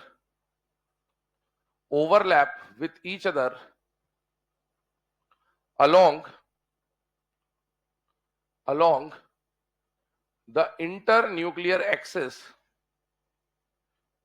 the internuclear axis, ठीक है, ध्यान सुनना। Coaxial overlapping का मतलब क्या हो गया, नाम में देखें तो यहां पर एक्सियल आ रहा है, मतलब किसी एक्सिस के बारे में बात कर रहा है, को का मतलब सेम, है ना। तो अगर दो atomic orbital along the internuclear axis, on the same internuclear axis overlap करते हैं, यहां पर ध्यान रखना दो चीजें आएंगी, एक्सिस पर ओवरलैपिंग की बात चल रही है। तो अगर दो एटॉमिक ऑर्बिटल एक्सिस पर ओवरलैप करते हैं तो उसे क्या बोला जाएगा, एंड टू एंड। अब इसको हम डायग्रामेटिकली देखेंगे, पहले पॉइंट लिखा दे रहा हूं, सेकंड नंबर पे लिखेगा, इसी में है ना, कोएक्सियल में ही दूसरा पॉइंट है। By this overlapping sigma bond is formed, by this overlapping sigma bond is formed.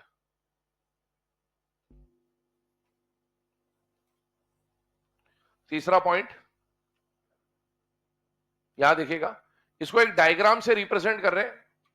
मान लीजिए ये जो एक्सिस मैंने आपके सामने बनाई है, इसको हमने क्या बोल दिया बेटा, इंटरन्यूक्लियर एक्सिस। अब तीन एक्सिस मैंने आपको बोला हमारे सामने होगी, एक्स वाई और जेड। फिलहाल में ये जो एक्सिस है इधर से इधर जो जा रही है, इसको हम लोग क्या मान रहे हैं, एक्स। और इस एक्स एक्सिस पर है ना, एक्सिस के ऊपर अगर ओवरलैपिंग का जो इलेक्ट्रॉन क्लाउड आ रहा है, ये जो इलेक्ट्रॉन आपको दिख रहा है, ये इलेक्ट्रॉन डेंसिटी है। और ये इलेक्ट्रॉन डेंसिटी कौन सी बेटा, ओवरलैपिंग हो जाने के बाद वाली इलेक्ट्रॉन डेंसिटी है। तो अगर electron density on the internuclear axis आती है तो इस तरह की ओवरलैपिंग को हम लोग क्या बोल रहे होंगे, कोएक्सियल। ये डायग्राम बना लीजिए, इसका मीनिंग क्या है वो अभी देखते हैं।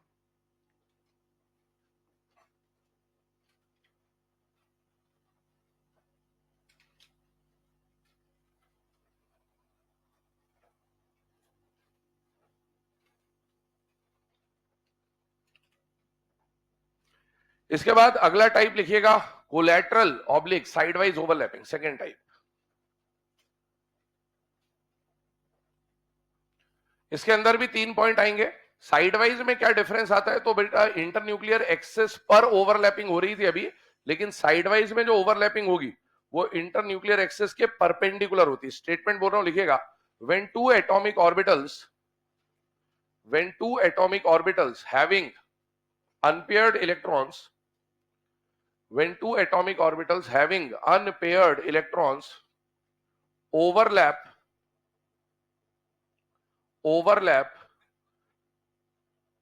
above and below the internuclear axis, overlap above and below the internuclear axis,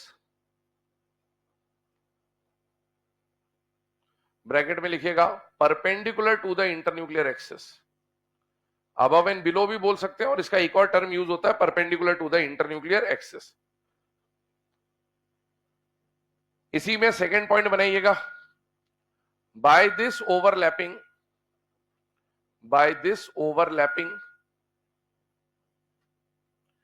pi bond is formed, by this overlapping pi bond is formed। तीसरा पॉइंट लिखिएगा,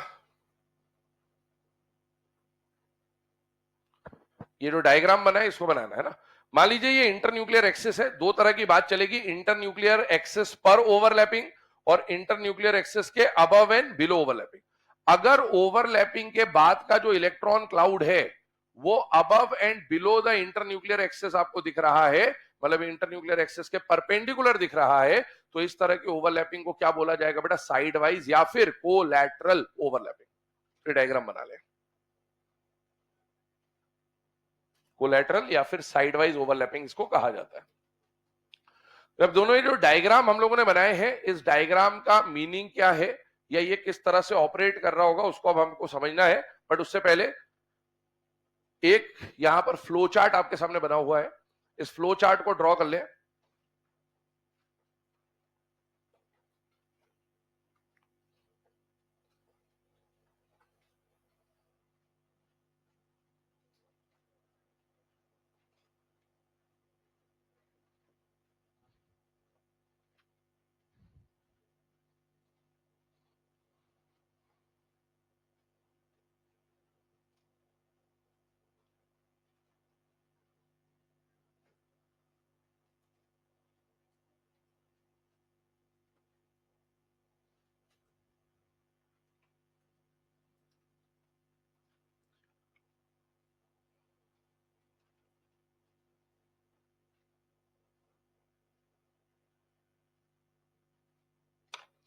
ठीक है, तो ये फ्लो चार्ट जो है इसको बना लो। अभी हमने सिर्फ आज पॉइंट लिखे हैं, इसके बारे में भी समझा कुछ भी नहीं है, तो समझने का काम कल ही स्टार्ट करेंगे। ठीक है।